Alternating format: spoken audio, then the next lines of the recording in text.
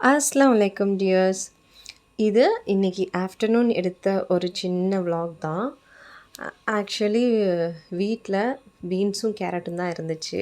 என்ன பண்ணலாம் அப்படின்னுட்டு பயங்கர யோசனை. சரி சாம்பார் செஞ்சிடலாமா அப்படின்னு பார்த்தா என் குட்டிங்க ரொம்ப விரும்பி சாப்பிட மாட்டாங்க.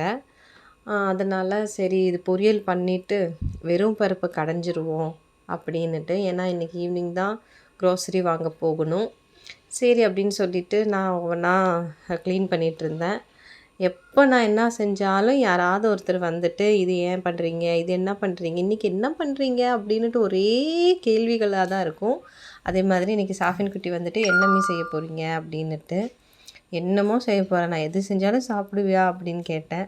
இல்லை நீங்கள் எது செஞ்சாலும் ஓகே தான், பட் ஆனால் டேஸ்டியாக யம்மியாக வேணும் அப்படின்னுட்டு சொன்னாங்க.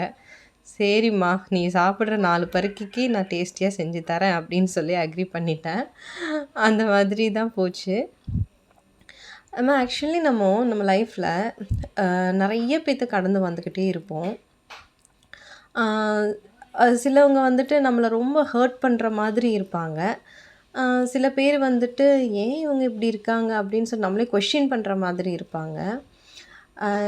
கொஞ்ச நாளுக்கு முன்னாடி எனக்கு ஒரு விஷயம் நடந்தது. அப்போ நான் வந்துட்டு சரி இவங்க ஏன் என்கிட்ட இப்படி இருக்காங்க அப்படின்னுட்டு யோசித்தேன். ரொம்ப பாதரிங்காக இருந்துச்சு.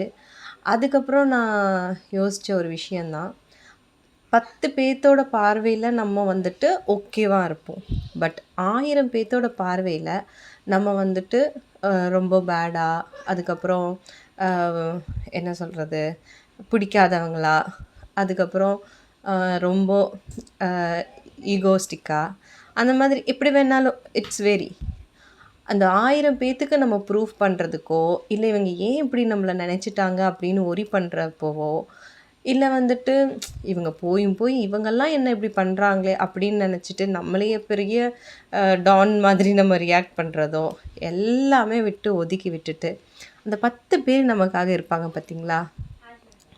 நீ செய்கிறது எனக்கு பிடிச்சிருக்கு, உன் கூட பேசுகிறதுக்கு எனக்கு சந்தோஷமாக இருக்குது அப்படின்னு சொல்கிற 10 பேர் இருக்காங்கல்ல, அவங்க கூட நம்ம இன்னுமே என்ன பண்ணலாம், இன்னுமே நம்ம எப்படி நம்ம லைஃப்பை இன்னும் ஜாலியாக ஆக்கலாம், சந்தோஷமாக இருக்கலாம், எத்தனை விஷயங்களை ஷேர் பண்ணலாம், நம்மளோட சின்ன சின்ன விஷயங்களை எப்படி நம்ம இம்ப்ரூவ் பண்ணலாம் அப்படின்னு எல்லாம் கொண்டு போனால் லைஃப் இன்னும் ஜாலியோ ஜிம்கானோ மாதிரி தானே இருக்கும் அப்படின்னு சொல்லிட்டு நானே யோசிச்சுக்கிட்டேன்.